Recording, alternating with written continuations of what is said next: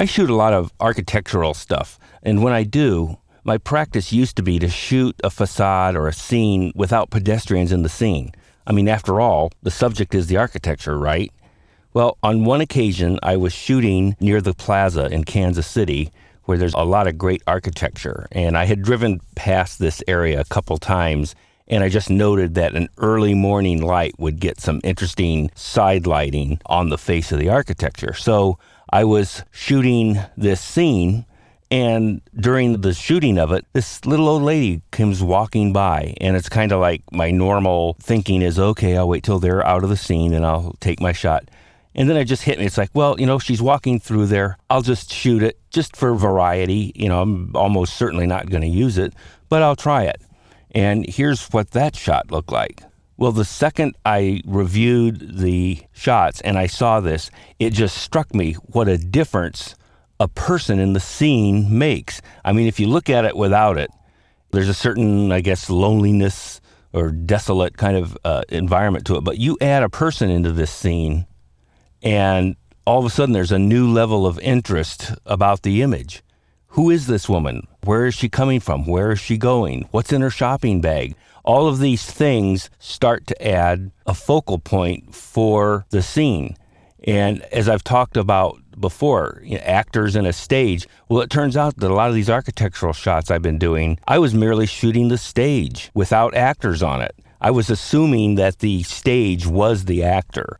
And once I had this breakthrough and saw this image and realized you need an actor on what is really a stage, it really changed for me how to shoot these kinds of images. Another thing it does is it just gives scale to the image. You start to get a sense of how large the buildings are. And overall, the addition of people really makes these images. And I've since used this little old lady in a number of images. Here's the finished image. I do these long panoramas of a whole block, and there she is in the center. The other thing that worked out, and I have to thank her for it, she happened to be in the perfect spot where that's a rest area. We talked about this earlier, and you put her in it, and all of a sudden her detail pops out against that area of non-activity. And so when you look at this scene, you almost focus right away on her.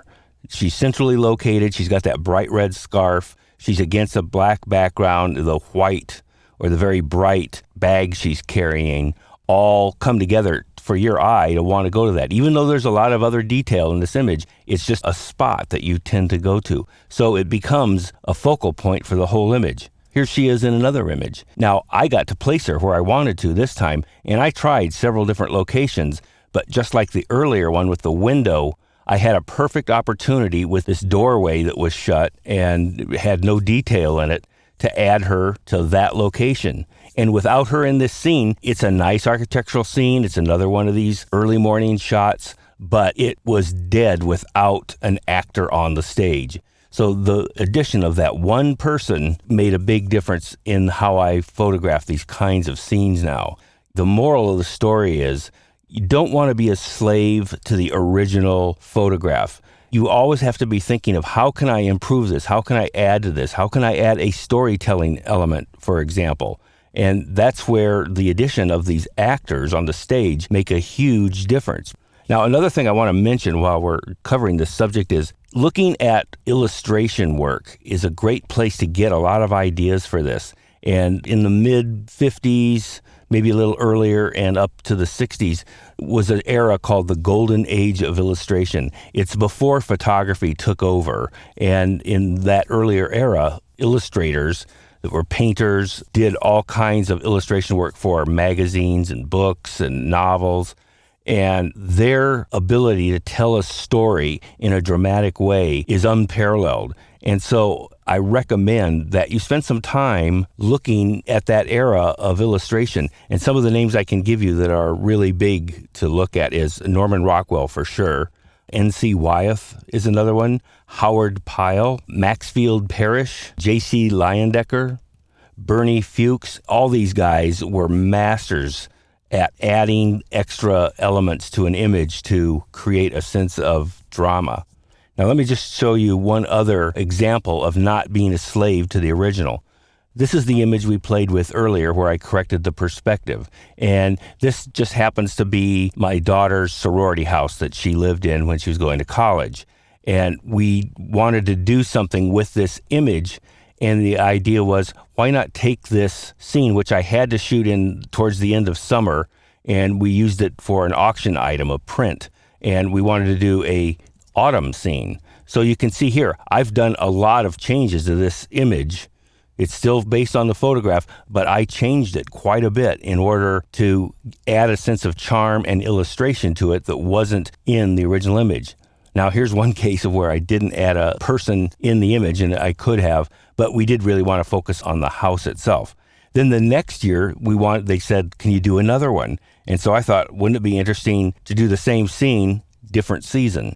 And so here, yet again, is another rendition of that same original scene, but now I've completely changed its character through adding snow and wintry sky and taking the leaves off the trees.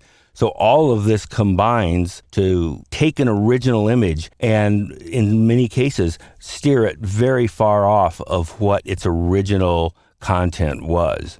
So the idea is behind my whole little epistle here is that you don't want to get stuck on the original image. And if you're a photographer, that's especially hard.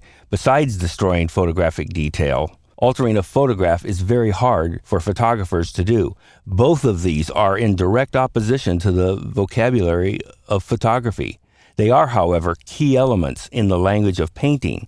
So don't be afraid to utilize these powerful elements in the service of expressive painting.